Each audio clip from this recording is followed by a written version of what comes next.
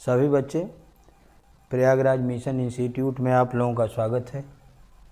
और यह साइंस के विषय में जो आगे बताना है, जो बता रहे थे, वो आपको सैटेलाइट की मैंने बात कर रहा था। और सैटेलाइट में जो सैटेलाइट को लॉन्च किया जाता है वो रॉकेट्स के माध्यम से किया जाता है। और रॉकेट के विषय में आपको मैंने कल बताया था PSLV, ये इसकी चर्चा किए थे। और इसके बाद जो है एक रॉकेट का नाम GSLV, ये इसके विषय में मैंने बता चुका था, कल बोल दिए थे, इसके विषय में जानकारी दिए थे। अब GSLV पर आते हैं। तो जियो स्टेशनरी सैटेलाइट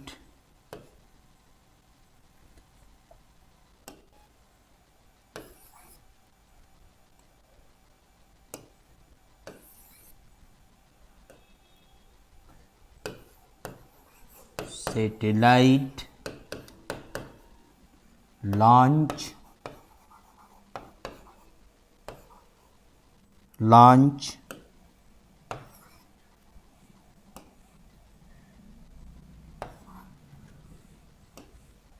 व्हीकल्स, जियो स्टेशनरी सैटेलाइट लॉन्च व्हीकल्स, ये जो है इनकी बात मैंने कर रहा था। ये ऐसा रॉकेट है, ऐसा यान है जो उपग्रहों को पृथ्वी की सतह से 36,000 किलोमीटर ऊंचाई पर पहुंचाता है। यह जिस उपग्रहों को पहुंचाता है उनको भू स्थिर उपग्रह,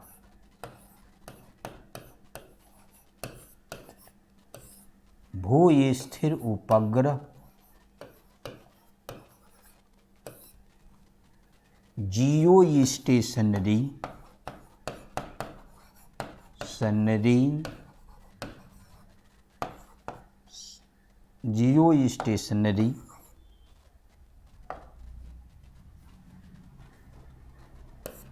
सैटेलाइट कहा जाता है। भू स्थिर उपग्रह कहा जाता है। इन उपग्रहों की चाल, जैसे मान लीजिए पृथ्वी है, ये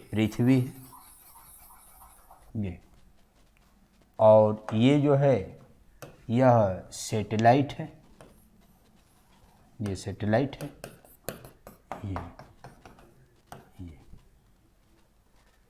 तो ये पृथ्वी की सतह से 36,000 किलोमीटर ऊंचाई पर होते हैं ये उपग्रह। और पृथ्वी की सतह से 36,000 किलोमीटर ऊंचाई पर ये उपग्रह लॉन्च किए जाते हैं। और इसकी चाल, ये उपग्रह जो होते हैं, इन उपग्रहों की चाल पृथ्वी के चाल के समान की जाती है।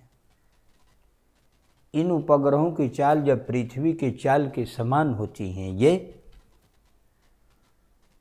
तो ये पृथ्वी के सापेक्ष स्थिर होते हैं ये,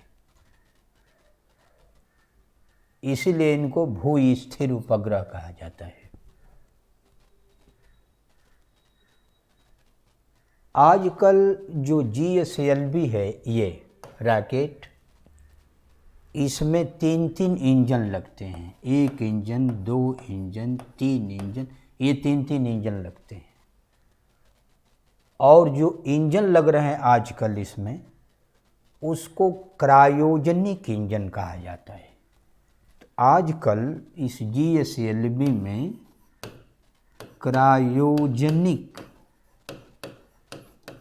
क्रायोजेनिक इंजन लगता है।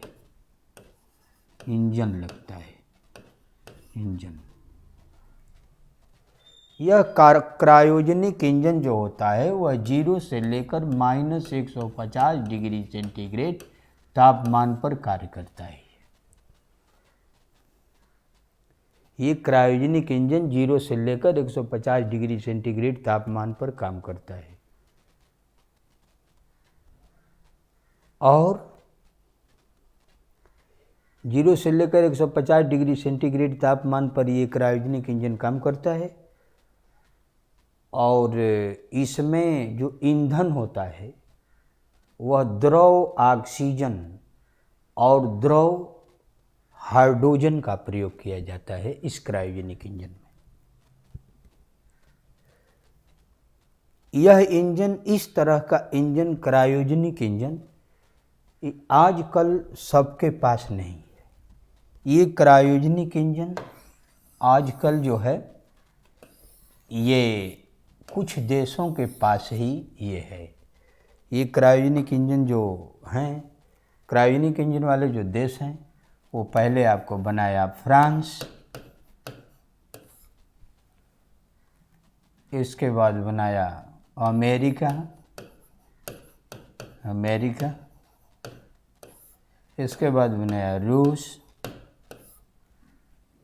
रूस के बाद चीन बनाया, चीन के बाद जापान बनाया, जापान के बाद भारत बनाया है, भारत।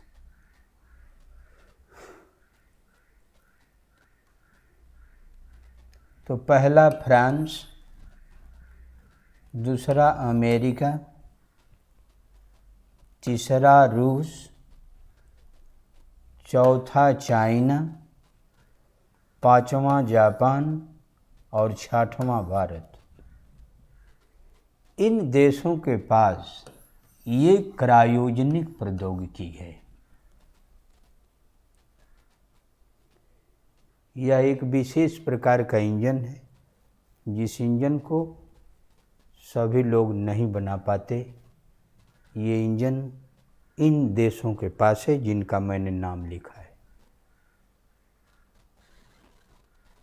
तो ये जो है,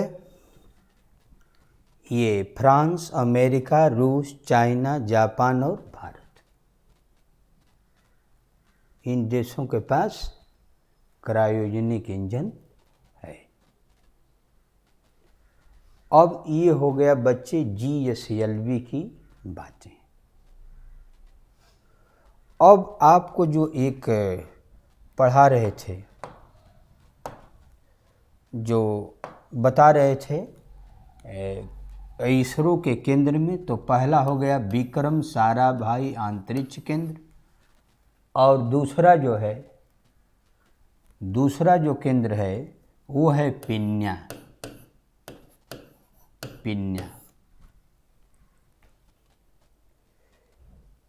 यह जो पिन्या है, यह कर्नाटक के बंगलौर में स्थित है। और इस स्थान से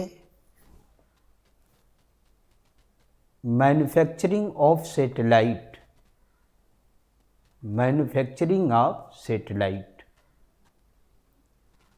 यहाँ से उपग्रह बनाए जाते हैं। इस पिन्या से उपग्रह बनाने का कार्य होता है। जो पहला आर्यभट्ट उपग्रह बना था भारत में, वो भी इस पिन्या से ही बनाया गया था। ये यहाँ से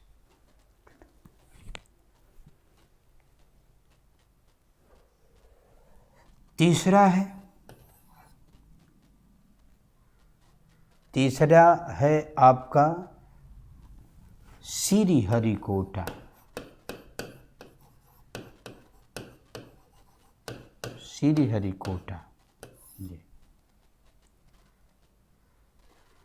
इसको आजकल सतीश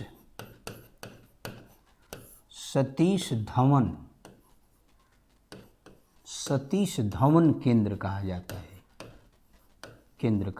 है इसको। श्रीहरिकोटा सतीश धवन केंद्र कहा जाता है। यह जो श्रीहरिकोटा सतीश धवन केंद्र है, यह आंध्र प्रदेश में स्थित हैदराबाद में है और हैदराबाद में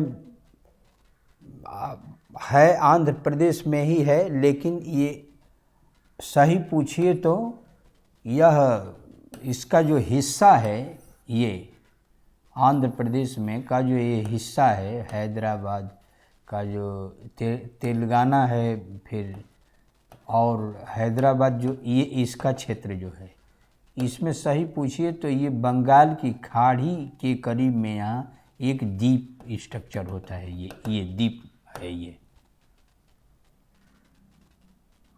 और आंध्र प्रदेश में स्थित यह बंगाल की खाड़ी में एक द्वीप है ये, और यहाँ से उपग्रह छोड़े जाते हैं, लॉन्च किए जाते हैं यहाँ से। तो उपग्रह लॉन्च का जो काम होता है वो श्रीहरिकोटा से होता है। यहाँ से सैटेलाइट जो है लॉन्च किए जाते हैं, प्रक्षेपित किए जाते हैं। सतीश धवन चूँकि इसरो के बहुत लंबे समय तक अध्यक्ष रहे, सतीश धवन जो है इसरो के बहुत लंबे समय तक अध्यक्ष रहे, इसलिए सतीश धवन को नाम पर यह केंद्र बना है। इसका नाम है श्रीहरिकोटा, श्रीहरिकोटा। चौथा जो केंद्र है वो है अंतरिक्ष अनुप्रयोग केंद्र, अंतरिक्ष अनुप्रयोग, अंतरिक्ष अनुप्रयोग केंद्र, ये अंतरिक्ष अनुप्रयोग केंद्र, ये अंतरिक्ष अनुप्रयोग केंद्र। यह जो इसरो का जो केंद्र है, यह केंद्र गुजरात के अहमदाबाद में स्थित है, गुजरात के अहमदाबाद में स्थित है। और इस केंद्र से, गुजरात के अहमदाबाद में स्थित है, और इस केंद्र से उपग्रह का मॉडल, डिज़ाइन, पहले कंट्रोलिंग भी यहाँ से होती थी, जो लॉन्च कर दिए जाते हैं उपग्रह के कंट्रोलिंग भी यहाँ से होती थी, लेकिन अब मॉडल, डिजाइन, ये सब तैयार करने का काम किया जाता है अंतरिक्ष अनुप्रयोग केंद्र से। ये पांचवा और छठवां जो केंद्र है ये है हासन, ये है राष्ट्रीय दूर संवेदी एजेंसी, राष्ट्रीय दूर संवेदी,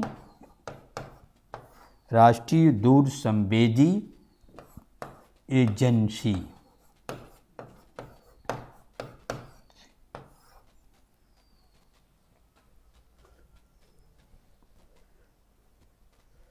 राष्ट्रीय दूर संवेदी एजेंसी। हासन और राष्ट्रीय दूर संवेदी एजेंसी को, ये 5वां और 6वें नंबर को जानने से पहले कुछ और बातें इधर जानिए।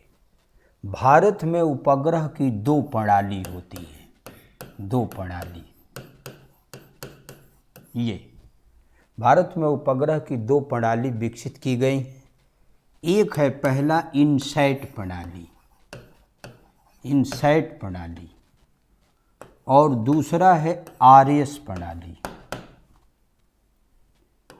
इनसैट प्रणाली, Indian national satellite, Indian national satellite, और यह है remote sensing, remote sensing, remote sensing प्रणाली। भारत में उपग्रह की दो प्रणाली होती हैं। एक होती है इनसैट प्रणाली और दूसरा होता है रिमोट सेंसिंग प्रणाली। जो इनसैट प्रणाली है, इस प्रकार के प्रणाली का उपग्रह का जो प्रयोग होता है, दूर संचार, आकाशवाणी, दूरदर्शन और इंटरनेट सेवाएं जो हैं, इनको पूरे देश में प्रसारित करने के लिए जिस प्रणाली के उपग्रह छोड़े जाते हैं वह इनसैट प्रणाली के उपग्रह कहलाते हैं। तो इन उपग्रहों को जो छोड़ा जाता है वह इनसैट प्रणाली के उपग्रह कहलाते हैं। सभी अधिकतर संचार उपग्रह, कम्युनिकेशन वाला जितना है, सब संचार उपग्रह इसी श्रेणी में आते हैं, ये इनसैट प्रणाली में। दूसरा है रिमोट सेंसिंग प्रणाली।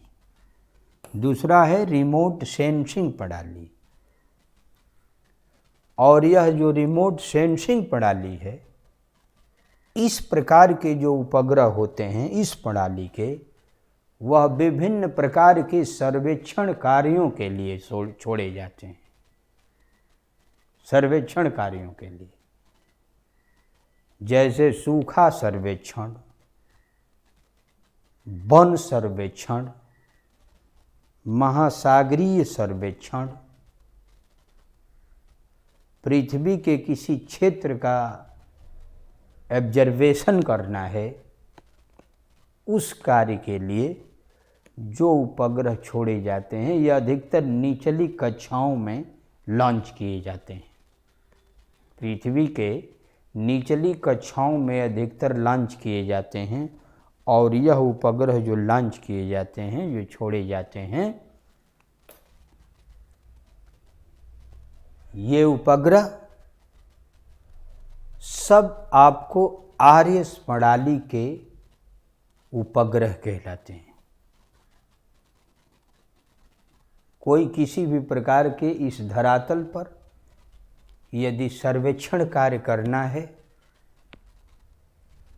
तो उस सर्वेक्षण कार्यों के लिए इस आर्यस प्रणाली के उपग्रहों का प्रयोग किया जाता है, उपयोग किया जाता है। तो ये आपको दो बातें समझ में आ गई। अधिकतर संचार के लिए ये सर्वेक्षण के लिए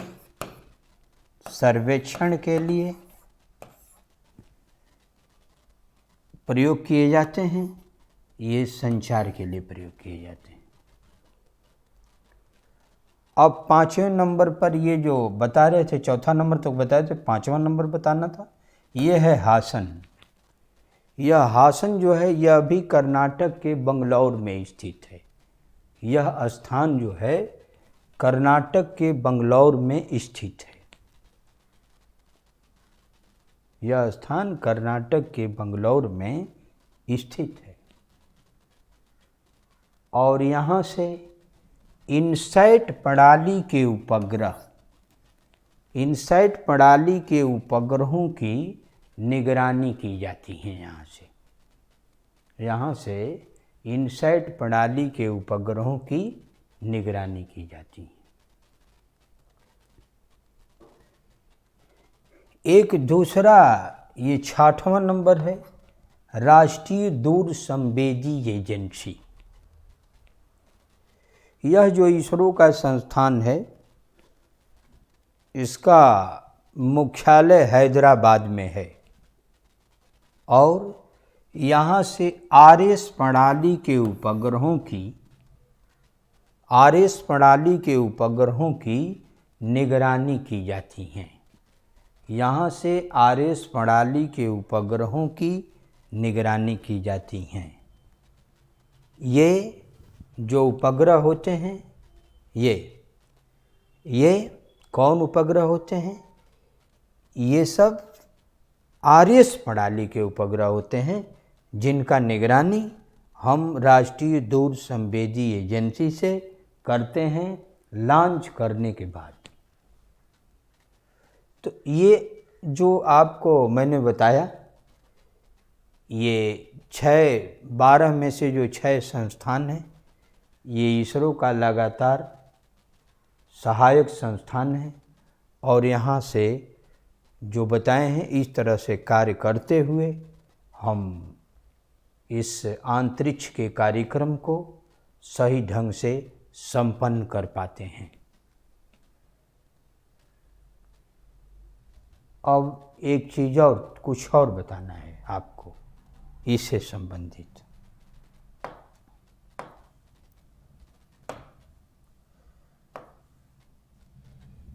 ये आप देखिए, ये है पृथ्वी,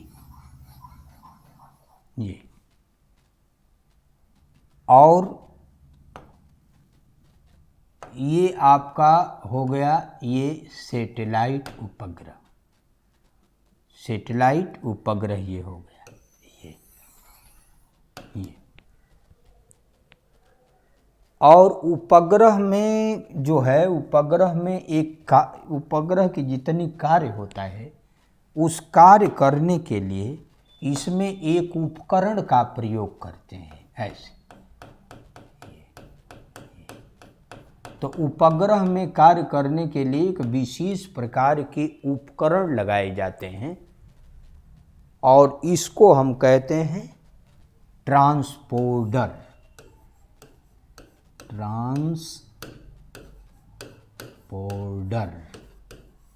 इसको ट्रांसपोर्टर हम कहते हैं।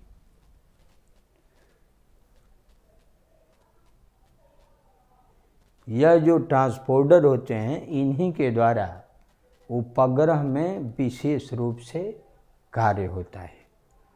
ये उपग्रह जिस तरंगों के माध्यम से पृथ्वी की स्थिति की सारी जानकारी लेकर और फिर अपने अंदर ये लेते हैं इसको, और फिर ये पृथ्वी के विभिन्न जो नियंत्रित केंद्र है वहाँ पर ये रिफ्लेक्ट करवाते हैं। तो पृथ्वी की सारी चीज़ों का दिखने का पूरा पता चलता रहता है। और यह जिस तरंगों का प्रयोग उपग्रह में होता है, इन तरंगों को कहा जाता है माइक्रोवेव तरंगें, माइक्रोवेव तरंगें। तो उपग्रह में कार्य करने के लिए एक विशेष प्रकार की जो तरंग है, ये लघु रेडियो तरंगों भी कहा जाता है, इनका प्रयोग अंतरिक्ष, चूँकि अंतरिक्ष में बहुत कार्य इससे होने लगा, इसलिए इसको अंतरिक्ष तरंगें भी कहा जाता है। सूक्ष्म तरंगें, अंतरिक्ष तरंगें, लघु रेडियो तरंगें, माइक्रोवेव तरंगें, ये सब एक ही नाम है। तो उपग्रह में कार्य करने के लिए इस माइक्रोवेव तरंगों का प्रयोग किया जाता है, माइक्रोवेव तरंगों का प्रयोग किया जाता है। अब देखिए, 2 बातें तो हो गई इस उपग्रह से संबंधित। एक तीसरी बात हम करते हैं आपसे।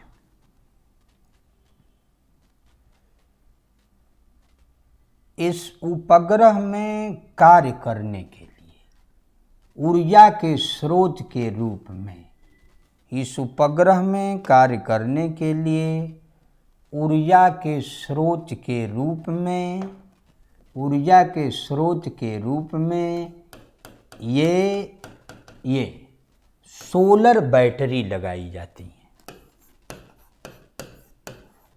सोलर बैटरी का प्रयोग किया जाता है, बैटरी, सोलर बैटरी का प्रयोग किया जाता है। तो उपग्रह में कार्य करने के लिए ऊर्जा के स्रोत के रूप में सोलर बैटरी का प्रयोग किया जाता है। ये थोड़ा सा चंद्रमा की बात हम कर लेते हैं इसमें।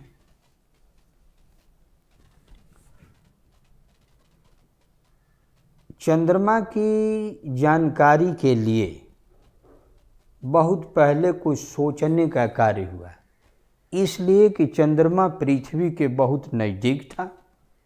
तब चंद्रमा पृथ्वी के बहुत नज़दीक जो पिंड है उसकी जानकारी अगर हो जाती है मानव को, तो यहाँ से कुछ और चीज़ों का ट्रांसफ़र, कुछ कार्य वहाँ करवाने का काम हो सकता है। लेकिन वहाँ पर वहाँ के वातावरण और वहाँ से संबंधित सारी चीज़ों की जानकारी हमको होना अनिवार्य है, आवश्यक है।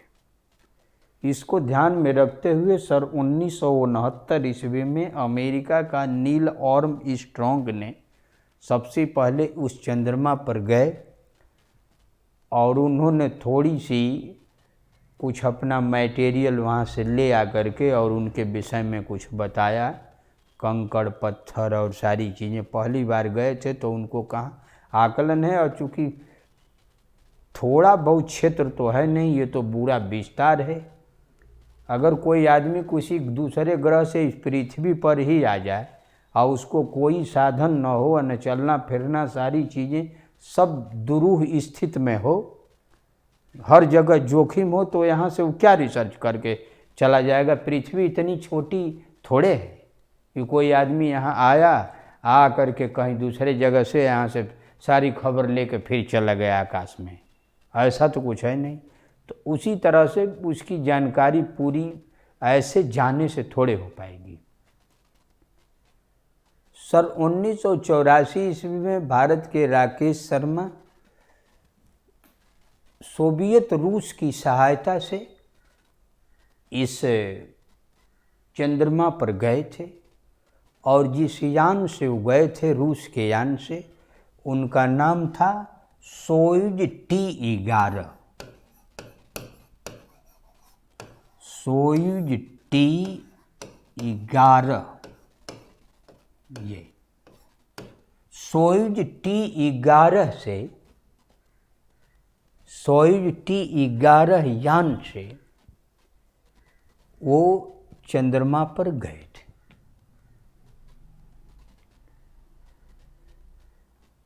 दो 2008 में चंद्रमा की जानकारी के लिए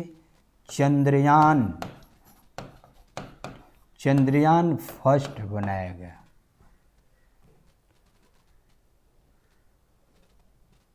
और इसको लॉन्च किया गया। यह चंद्रयान फर्स्ट जिससे भेजा गया, उस यान का नाम था PSLV-C11। ये PSLV-C11 यान से इस चंद्रयान को भेजा गया। इसके बाद निर्णय हुआ कि जो कुछ जानकारी प्राप्त होती रहेगी उसकी रीडिंग मिलता रहेगा, और 2017 में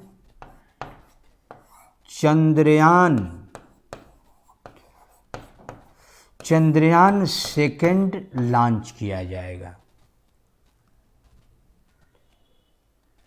लेकिन कुछ विशेष कारणों से 2017 चला गया, 18 चला गया, और 2019 में तो ये काम पूरा किया गया। 22 जुलाई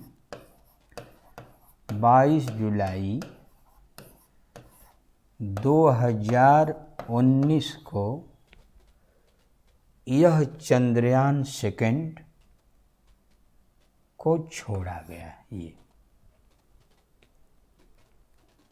और चंद्रयान सेकंड को जब छोड़ा गया तो इसमें 3 उपकरण मुख्य रूप से थे।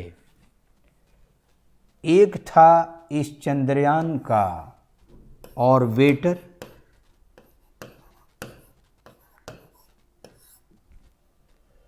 एक रोबोटर था,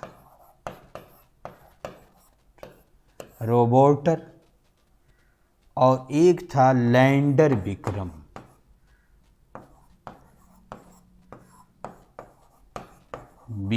था लैंडर विक्रम जी। रोबोटर तो हमारा कुछ सफल हुआ, काम करने लगा। ऑर्बिटर भी की स्थितियां भी कुछ ठीक रहीं, लेकिन लैंडर विक्रम जो था उसको चंद्रमा के धरातल पर लॉन्च करना था, धरातल पर भेजना था। अभी चंद्रमा से लगभग 100-200 किलोमीटर ही था, तो ये तो सब कंट्रोलिंग है अपने यहाँ से। चंद्रमा से लगभग इतना किलोमीटर था दूर, तभी इसका नियंत्रण टूट गया। और जब नियंत्रण टूट गया तो ये कहाँ चला गया लैंडर विक्रम, इसको पता लगा रहे हैं, लेकिन अभी तक ये सब इनको मिल नहीं पाया, न क्लियर हुआ। जबकि इसमें का सबसे बढ़िया जो उपकरण था लैंडर विक्रम ही था। उसको चंद्रमा के धरातल की भी जानकारी अंदर बाहर की देनी थी, लेकिन यह कार्य हो नहीं पाया और यह विफल हो गया ये कार्य।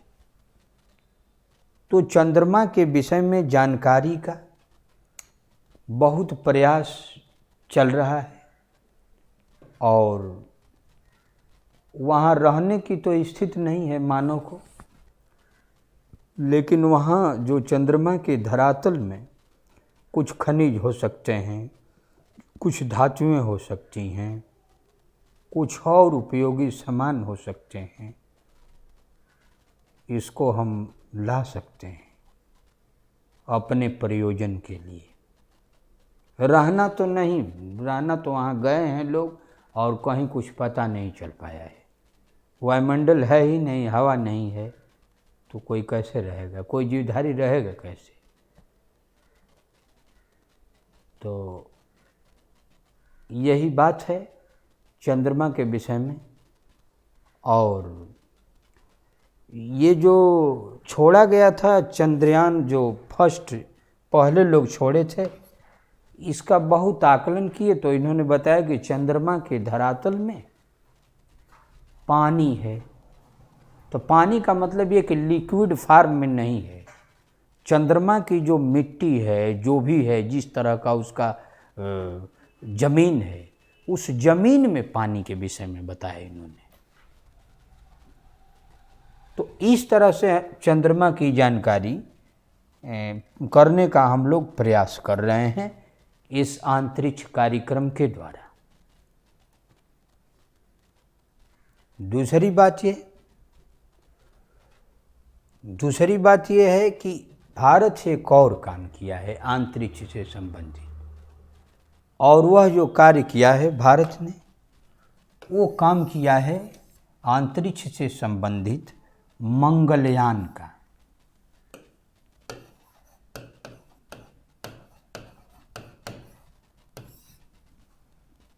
मंगलयान की जानकारी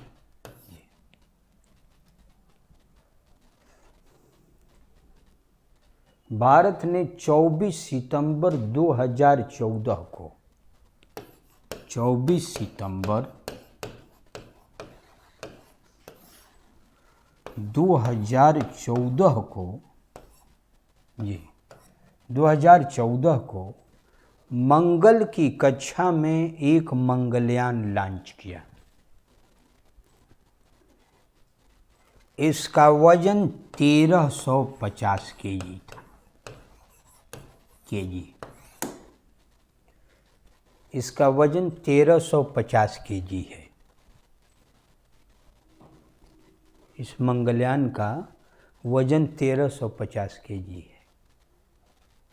यह वहाँ पर मीथेन गैस और वहाँ की खनिज के जानकारी के लिए ये छोड़ा गया है। यह इसकी जो आकृति है लगभग टाटा का जो नैनो कार होता है उसके बराबरी का लगभग ये है। और ये जो है ये भारत द्वारा जो किया गया है कार्य, यह कार्य सोचने वाला है। भारत ने पहला काम ये किया है अंतरिक्ष वाला, जो मंगल के लिए किया था। यह जिस यान से भेजा गया मंगलयान, उसका नाम था PSLV-C25। उसका नाम था PSLV-C25। तो इस यान से, PSLV-C25 यान से इस मंगलयान को भेजा गया है।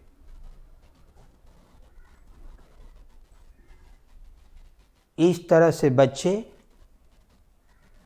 अब कोई आपको परीक्षा में क्या यहाँ पर करना है, आपको परीक्षा में ये करना है, सारे जो सिस्टम इनके होते हैं हम आपको सब बता दिए।